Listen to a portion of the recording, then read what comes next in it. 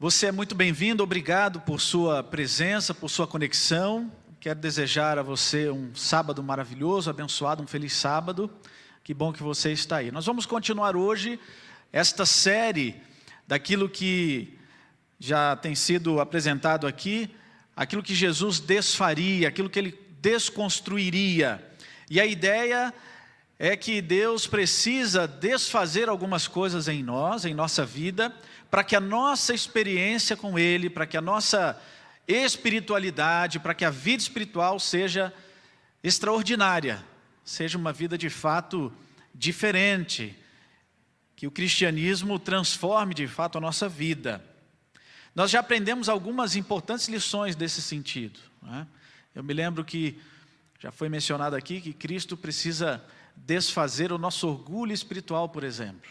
E outras lições que já ouvimos, extremamente importantes. São conceitos, às vezes atitudes que nós temos e que precisam de fato ser desfeitas. Jesus quer transformar a nossa experiência com Ele, a nossa relação com Ele, numa relação significativa. E por isso, precisa desfazer algumas coisas. Agora, a pergunta óbvia é o que Ele mais precisaria desfazer? O que será que Cristo precisa desconstruir na minha e na sua vida, para que essa experiência com Ele, para que essa relação com Deus, para que o cristianismo seja de fato algo exuberante? O que será que Ele precisa desconstruir? Como diz C.S. Lewis naquele livro conhecido, né? Para que o evangelho seja puro e simples, o que Deus precisa fazer? Então nessa manhã eu quero considerar algo que está, em minha opinião, no DNA do cristianismo, está na raiz do cristianismo e tem, obviamente, afetado diretamente a qualidade do relacionamento com Deus. E eu me refiro ao conceito da meritocracia religiosa, ao conceito da meritocracia aplicado à vida espiritual. Esse conceito é largamente utilizado no mundo corporativo, na educação de filhos, por exemplo. Também, imperceptivelmente, às vezes, utilizamos esse conceito na vida espiritual. Quais são as implicações disso? Bem, o problema é que, quando aplicado à vida espiritual, mais especificamente ao perdão e à salvação, ele não está de acordo com a palavra de Deus. E ele constrói uma identidade divina que não condiz com a realidade. Porque Deus não olha para nós, Deus não concede o seu perdão, Deus não nos salva de acordo com o nosso esforço, com o nosso mérito. Então eu não devo aplicar esse método, ou esse conceito, à vida espiritual. Mais especificamente, à salvação e ao perdão. A origem etimológica desse termo, da palavra meritocracia, vem do latim meritum, que significa mérito, e ela é unida ao sufixo grego krasia, que tem que ver com poder. Então o significado literal de meritocracia seria poder do mérito. E de acordo com essa definição pura, é um processo de alavancamento profissional ou social por consequência dos méritos, do esforço individual, da dedicação. E se ele poderia ser aplicado à vida espiritual, então por meus próprios méritos e esforços eu alcançaria o favor de Deus, as bênçãos de Deus. Tal conceito, ele acaba por permear todas as áreas da vida cotidiana e, infelizmente, também a vida religiosa. Eu me lembro, talvez você também se lembre da época de escola, por exemplo. Na escola em que eu estudei, fiz o ensino fundamental, o evento mais aguardado do ano inteiro era o evento dos esportes interescolares. Então nós competíamos com outras escolas. E esse era o evento mais aguardado do ano. Mas havia ali a aplicação desse conceito. Era uma escola de base militar. E lá era assim, se você era um bom aluno academicamente, se você era um bom aluno socialmente, seu comportamento era bom, era avaliado como bom, então você poderia você teria a chance de participar desse evento esportivo. E todos queriam participar desse grande evento, porque nós saíamos da escola, a escola nos levava até um certo local, e ali tínhamos contato com outras dezenas de escolas, e havia ali prêmios, as medalhas, as competições. Era pelo esforço, dedicação. Isso está presente na vida. O presente do Papai Noel, por exemplo, ele só chega se daquele ano o menino, a menina foram bons, tiveram um bom comportamento. Só passa de ano se tirar boas notas, e assim por diante. A vida funciona em quase que todos os seus contextos com base no mérito. O conceito é tão presente que parece até utópico quando a gente vai mencionar que para a salvação, para o perdão de Deus, não existe esforço próprio. Bom, se eu fizer tudo certinho, se eu seguir todas as regras, então serei abençoado por Deus. Se eu fizer tudo exatamente como se diz, caso contrário, estou desqualificado. Porém, Deus faz, como diz o próprio texto bíblico, Ele faz cair sua chuva, tanto para os bons quanto para os maus. Veja, eu não estou afirmando que o conceito da meritocracia ele deve ser descartado. Estou apenas dizendo que para o contexto espiritual, para a compreensão do processo de salvação, de perdão, ele não cabe. Eu gosto do conceito da meritocracia. Tive uma educação básica, uma formação militar, e acho que deveríamos aplicá-lo em muitas áreas que não são aplicadas na vida. O esforço, a dedicação, o mérito, para alcançar as promoções, por exemplo, ou as posições, os projetos. Mas em relação a Deus, não cabe. Na vida espiritual é diferente. Porque aqui nós estamos tratando da graça de Deus. E quando se trata da graça de Deus, o mérito, ele não está em nós. Ele está em Cristo, que viveu a vida que nós não conseguimos viver, porque já estamos infectados pelo vírus do mal, do pecado. E é por esse motivo, é por entender que é assim que funciona também no espiritual, que muita gente tem sofrido uma experiência cristã deprimente. Para muitos, o cristianismo não é alegre, não é feliz. Descansar em Deus não faz parte dessa experiência. Porque descansar em Deus não traz o esforço próprio. Precisam sempre estar fazendo alguma coisa para agradar, para aplacar a ira de um Deus que está irado, esperando que você erre para te punir. Então você tenta fazer tudo certinho para que Ele não faça isso. É uma triste experiência. Na Bíblia há diversos relatos que vão possibilitar o estudo dessa temática.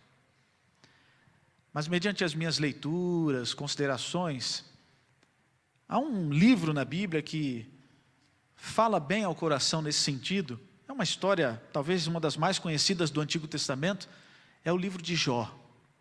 A experiência de Jó, aquilo que sua família experimentou. Esse livro fala realmente desse conceito da meritocracia, uma visão equivocada em relação a Deus. Abra sua Bíblia no livro de Jó, capítulo 1. Nós não vamos nos deter aqui em vários desses textos. O livro é extenso, tem mais de 40 capítulos. Mas vamos relembrar alguns detalhes dessa história, detalhes que vão nos ajudar a compreender essa realidade. Eu não preciso me preocupar com o mérito, o esforço próprio para alcançar a salvação, para alcançar o perdão de Deus. Não é esse o caminho. Os especialistas consideram que foi Moisés quem escreveu esse livro. Provavelmente o livro mais antigo de toda a Bíblia. E Moisés teria escrito enquanto estava no deserto de Midian, antes do êxodo, depois que ele foge do Egito. E ali então ele tem a sua percepção dessa história. podemos observar nesse relato claramente o conceito da meritocracia, porque no contexto da provocação satânica, Satanás então ele cria essa relação em que Jó apenas adorava a Deus porque Deus o abençoava, e Deus o abençoava de forma injusta porque Jó era justo, era um homem íntegro, era reto. A base era uma troca.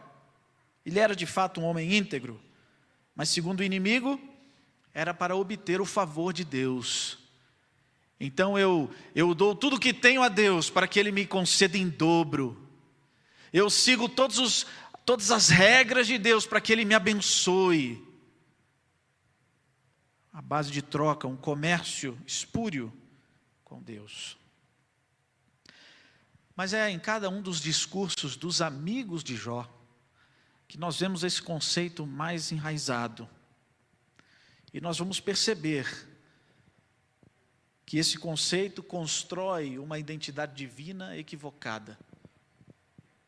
E trouxe inclusive sofrimento para Jó e depois até para os próprios amigos que viviam daquela maneira. Moisés apresenta pelo menos 10 elementos que vão compor o livro de Jó.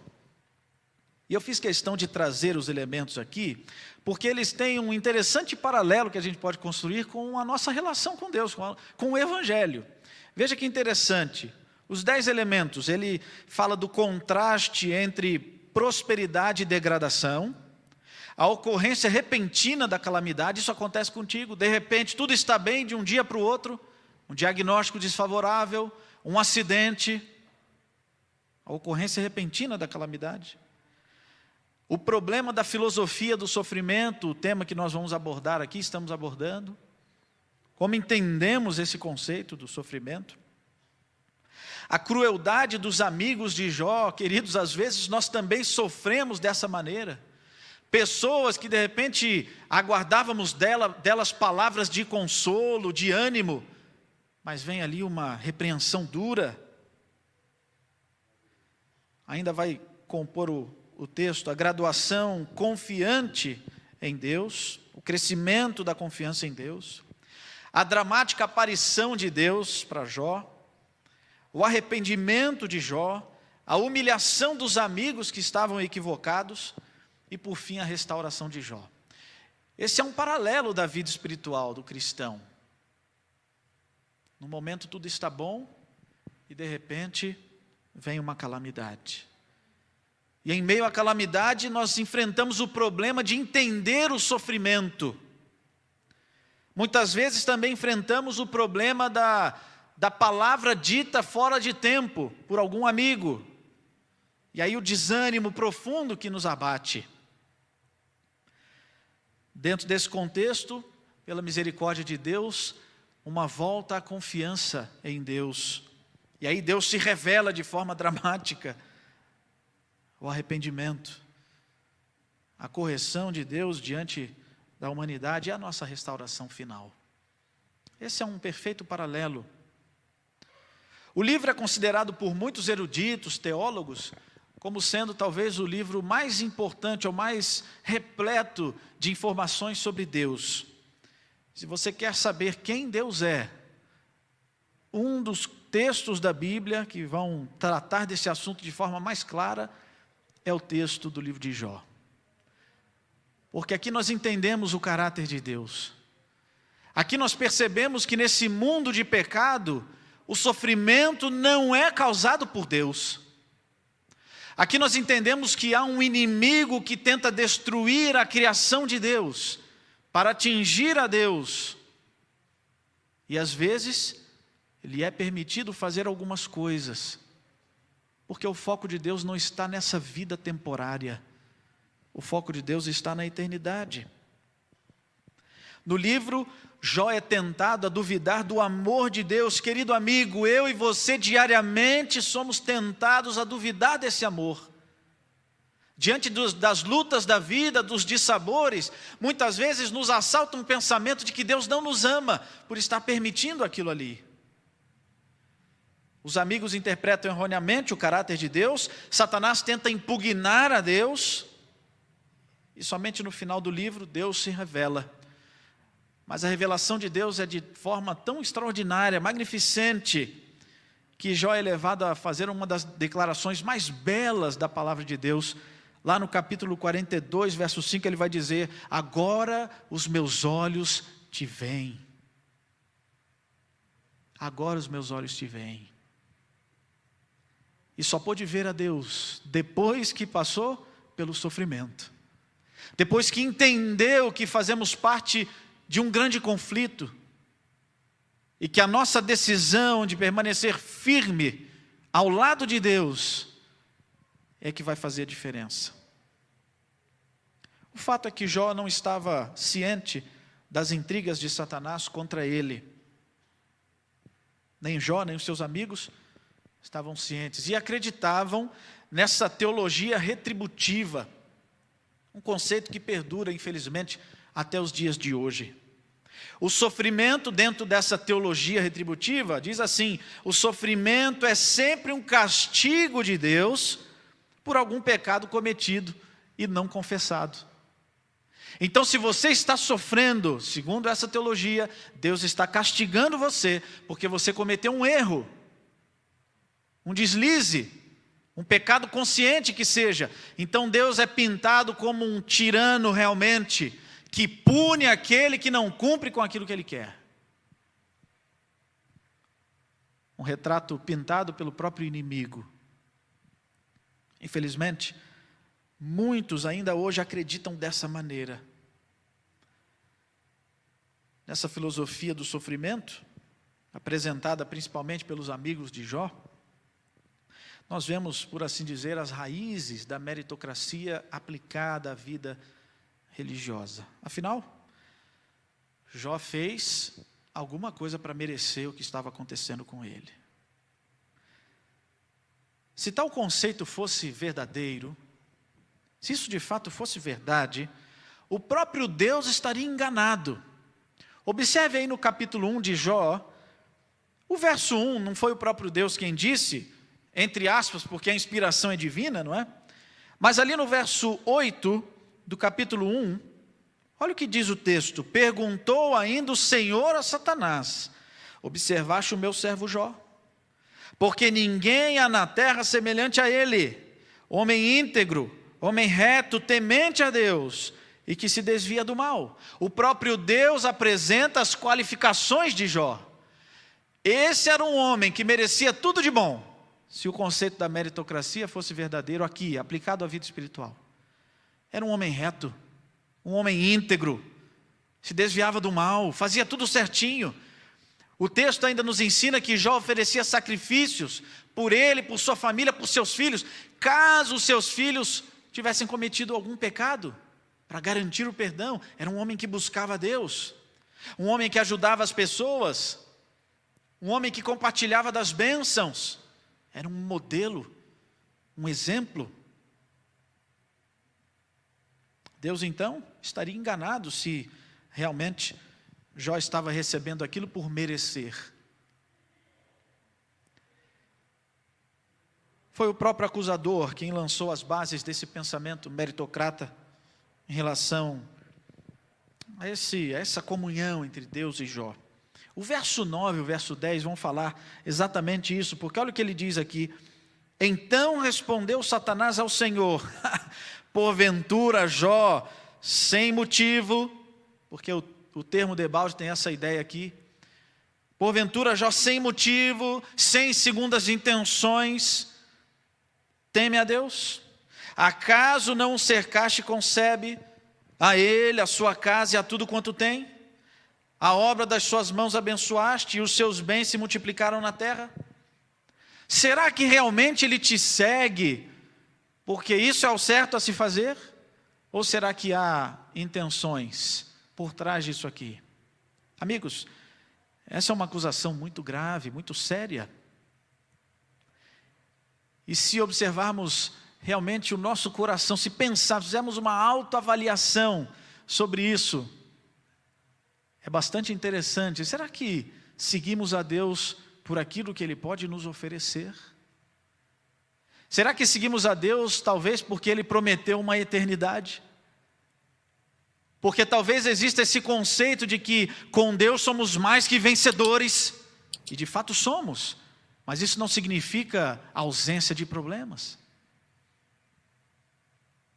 Veja que um comentário bíblico menciona sobre essa pergunta de Satanás.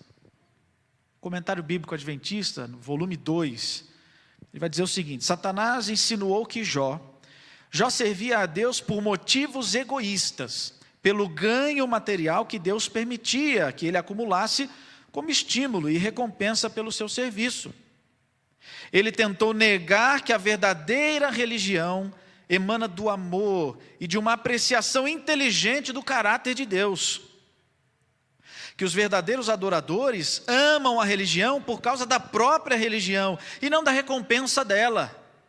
Que os que servem a Deus fazem porque servir é correto em si mesmo, e não meramente porque o céu está cheio de glória. Se ama a Deus porque Ele é digno de confiança, de afeição, não porque abençoa quem assim o faz. Que conceito! É interessante. Devemos de fato repensar o nosso cristianismo, não é verdade? Será que sigo a Deus pelas bênçãos que recebo?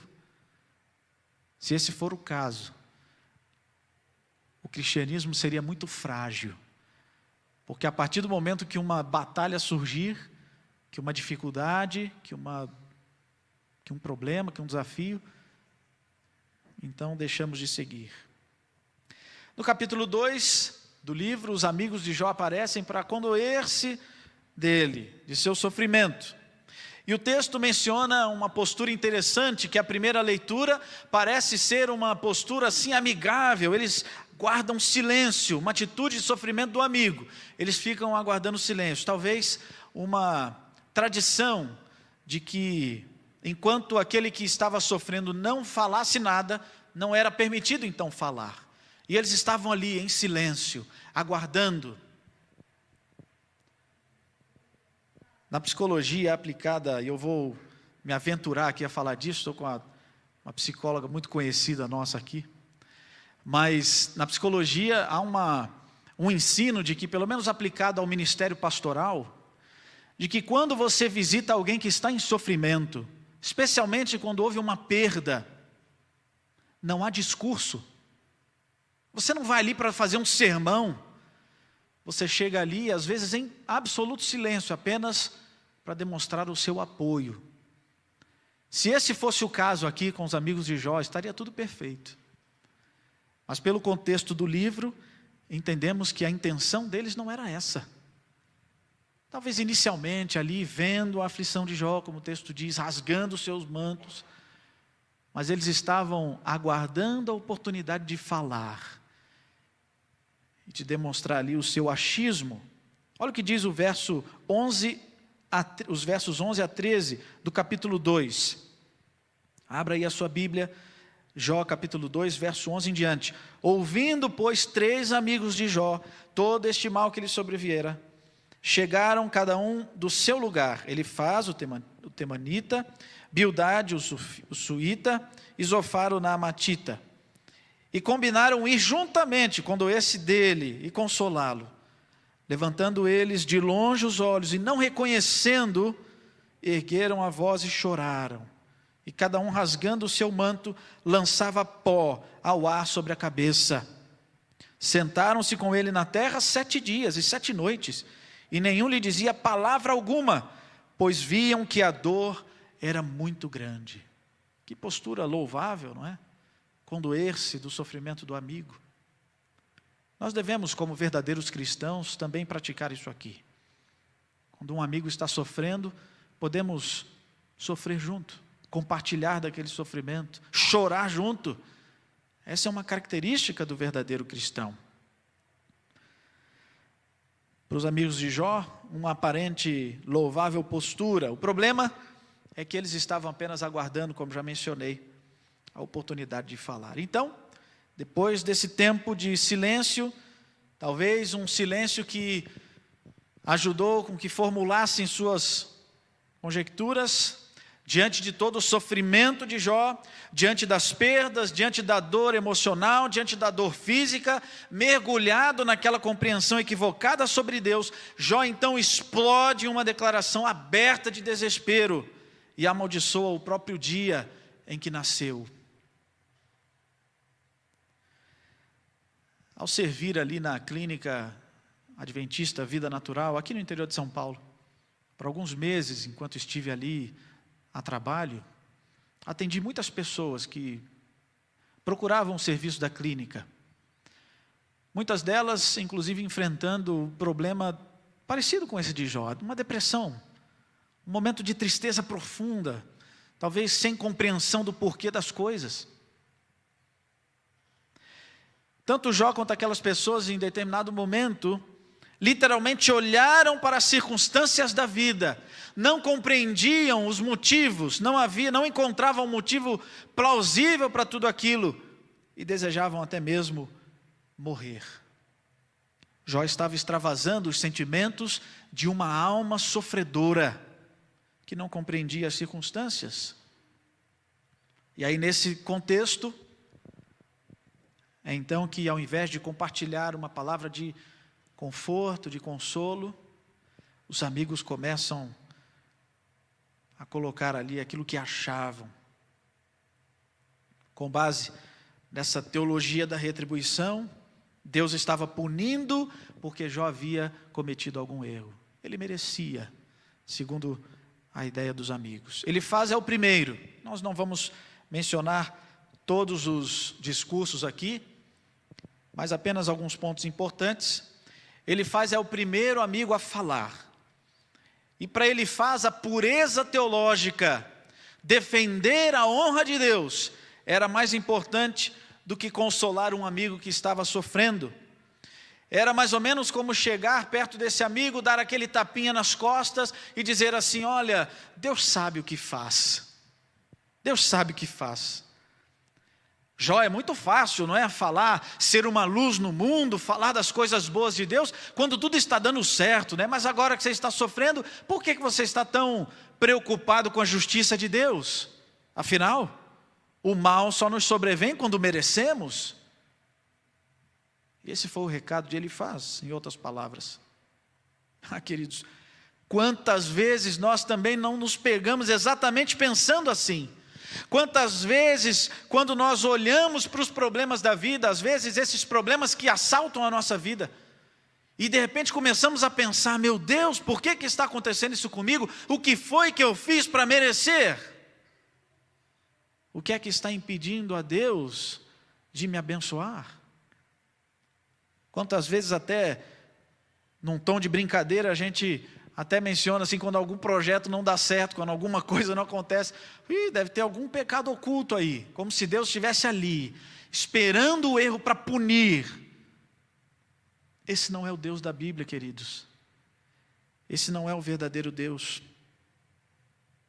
O amigo de Jó, Elifaz, é aquele que se coloca como defensor de Deus, mas ele se esquece de representar a Deus. Imitar a Deus. Lembra como Deus fez com aquela mulher adúltera? Motivos ela tinha, não é? Erros. O que Deus falou para ela? Eu não vou te condenar. Vai e não peques mais. Veja que a citação do livro Ciência do Bom Viver, da autora Ellen G. White, na página 163, olha essa citação. Muitos pensam que estão representando a justiça de Deus, ao passo que deixam inteiramente de lhe representar a ternura e o grande amor. Muitas vezes aqueles a quem eles tratam com severidade, rispidez, se acham sob o jugo da tentação. Satanás está lutando com essas pessoas. Palavras ásperas, destituídas de simpatia, desanimam-nas, fazendo-as cair presa do poder do tentador. Havia muitas coisas acontecendo que Elifaz, Jó e os demais amigos não sabiam. E o julgamento de Elifaz era a coisa mais equivocada que ele podia fazer. Aquelas palavras não deveriam ter sido ditas. Talvez o silêncio naquele momento seria melhor, seria o mais correto. Amigos, nós não recebemos de Deus autorização para julgar os corações, não temos condição de fazer isso. Não nos foi dada oportunidade nem autoridade para apontar os porquês, para tentar entender algumas coisas. Corremos um sério risco de acreditar que estamos defendendo a Deus sem representá-lo verdadeiramente. Aí surge um outro amigo, Bildade, que é mais cruel do que o primeiro. E Bildade ali no capítulo 8 vai dizer o seguinte, versos 5 a 7. Olha o que diz esse texto, capítulo 8 de Jó. Mas se tu buscares a Deus e ao Todo-Poderoso, pedires misericórdia, se fores puro e reto, Ele sem demora despertará em teu favor, restaurará a justiça da tua morada. O teu primeiro estado, na verdade, terá sido pequeno, mas o último crescerá sobremaneira. Veja que sutil essa crueldade, né? Olha, está aí sofrendo, mas olha, se você buscar a Deus, se você realmente pedir perdão a Deus, Ele vai te restaurar, Ele vai te abençoar, Ele vai apagar a tua transgressão. De certa forma é verdade, mas não era isso que estava acontecendo com Jó. Mais cruel ainda foi a colocação em relação aos filhos. Olha o que ele diz no verso 4. Se teus filhos pecaram contra Deus, também Ele os lançou no poder da sua transgressão. Ou seja, Jó, sabe por que teus filhos morreram? Porque eles sofreram e morreram. Sabe por que você está sofrendo? Ah, Jó, porque a culpa é sua, a culpa é deles. Deus está castigando, Deus está sendo justo. Tanto para Elifaz quanto para Bildade, Deus era justo, estava certo por estar punindo e castigando aquele pecador chamado Jó. Uma compreensão que realmente mais afasta de Deus do que aproxima. O grande problema é que Bildade enfatiza aqui aspectos de Deus e esquece de outros. Para alguns o foco é a lei de Deus, a justiça de Deus, a obediência a Deus, mas se esquecem do perdão de Deus, da graça de Deus, da substituição de Deus. Há um autor chamado Clifford Goldenstein. Ele escreveu uma lição de escola sabatina, do guia de estudos da escola sabatina, sobre Jó. E nessa lição ele faz a seguinte citação: a ênfase exagerada em ambos os casos. Eu não posso dar ênfase só ao amor e ao perdão de Deus, e nem ênfase apenas à justiça de Deus. Eu tenho que equilibrar as coisas. Ele diz que a ênfase exagerada em ambos os casos geralmente leva a uma imagem distorcida de Deus e da verdade. E é por isso, querido amigo, que muitas pessoas hoje não aceitam o cristianismo. É por isso que muitas pessoas não têm vontade de entrar numa igreja cristã. Ou porque lá é só Deus é amor, ou porque lá é só Deus é justiça. Tudo distante da realidade bíblica. Deus é justo juiz? Sim, Ele é justo juiz. Mas é um Deus que se compadece. É um Deus que ama. E a justiça de Deus anda de mãos dadas com o amor e a graça de Deus. Aliás, a justiça de Deus é um ato de amor de Deus. Um terceiro amigo aparece aqui e também confronta a Jó. O nome dele é Zofar. E lá no capítulo 11 usa duras palavras contra Jó. Vamos apenas ler aqui o verso 2 e o verso 3. Capítulo 11. Olha o que diz Zofar: porventura não se dará resposta a esse palavrório? Acaso tem razão o tagarela? Estou falando demais, não sabem nada. Será o caso de as tuas pérolas fazerem calar os homens? Olha o que ele ainda vai dizer lá no verso 11 e 12. Porque ele conhece os homens Conhece os homens vãos e sem esforço vê a iniquidade. Mas o homem estúpido se tornará sábio quando a cria de um asno montês nascer homem. Veja que palavras duras. Quem é que quer ter um amigo como esse, né? Uma ideia totalmente equivocada de Deus. Jó se defende, aí vem um outro discurso acusatório, conjecturas, achismos. Então Jó faz uma declaração muito importante, lá no capítulo 23, dos versos 3 a 5. Eu quero convidar você a ler esse trecho. Capítulo 23 do livro de Jó, os versos 3 a 5. Olha o que Jó diz aqui. Ah, se eu soubesse aonde o poderia achar, então me chegaria ao seu tribunal, exporia ante ele a minha causa, encheria minha boca de argumentos, saberia as palavras que ele me respondesse e entenderia o que me dissesse. Acaso, segundo a grandeza do seu poder, contenderia comigo? Não, antes me atenderia. Diante de todas essas acusações, conjecturas, Jó, sem ainda entender o que estava acontecendo, pede apenas para falar com Deus. Ele queria encontrar a Deus, para entender o porquê daquilo que estava acontecendo. Depois ainda o livro apresenta um outro amigo, um jovem, Eliú. E esse jovem, com todo seu ímpeto da juventude, ele então fala, olha, vocês velhos aí já falaram tudo, a sabedoria não está com vocês, deixa eu falar aqui o que está acontecendo.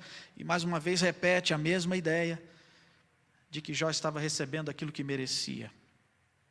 Amigos, o que se destaca para mim no livro de Jó, está lá no final do livro. Eu quero conduzir assim para o encerramento com esses pensamentos. Capítulo 42 de Jó. Depois de toda essa tristeza, depois de tudo isso que aconteceu com Jó, o verso 5 vai dizer o seguinte: eu te conhecia só de ouvir. Eu apenas tinha ouvido falar do Senhor, mas agora os meus olhos te veem, por isso me abomino, me arrependo no pó e na cinza. Reconheci quem eu sou, reconheci quem tu és. Os amigos foram repreendidos, Deus repreende até Jó, e ele entende que nós somos apenas pó. Mas como diz a letra da música, que gostamos de cantar bastante aqui, mas todo dia estás a me esperar. O desejo do meu coração é que você tenha essa experiência com Deus, que você compreenda quem verdadeiramente Ele é. Não é um Deus tirano que está pronto a te acusar, te punir, de forma alguma. Mas é um Deus que aguarda ansiosamente que você estenda a mão para Ele, porque a mão dEle está estendida para você. E aí você vai poder declarar, assim como Jó fez: eu tinha ouvido falar do Senhor, mas agora eu posso te ver. Agora a minha experiência é diferente contigo. Essa é a verdadeira experiência do cristianismo. Eu quero terminar com uma oração, mas não antes de dizer para você, de repente, se você tem o desejo de conhecer mais a Deus, conhecer mais de sua palavra, quem sabe entregar a vida a Deus, assim como você observou aqui esta manhã, então nos procure, deixa aí no chat o seu contato, faça contato conosco, e alguém vai proporcionar tudo isso para você. Quero orar com você, feche os olhos por gentileza, e vamos encerrar com uma oração. Maravilhoso Deus, muito obrigado, Senhor. Obrigado porque a sua palavra nos ensina a ver exatamente quem tu és. Obrigado porque através da sua palavra e através de Cristo Jesus, podemos conhecê-lo e entender o teu grande amor por cada um de nós. Pai querido, nos ajude a abrir o coração diariamente ao Senhor, que o teu Espírito habite em nós e nos dirija em todos os momentos. Obrigado pela tua graça e misericórdia que não nos deixa viver de qualquer forma, mas nos dirige a Ti e nos salva. Obrigado por tudo, Senhor. Abençoe a Tua igreja, abençoe cada um dos Teus filhos, abençoe a nossa vida, em nome e por amor de Jesus. Amém.